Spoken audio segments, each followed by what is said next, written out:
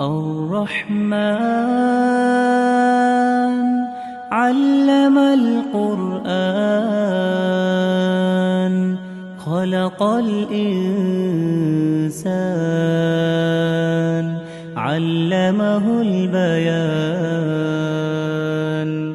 الشمس والقمر بحسبان والنجم والشجر يسجدان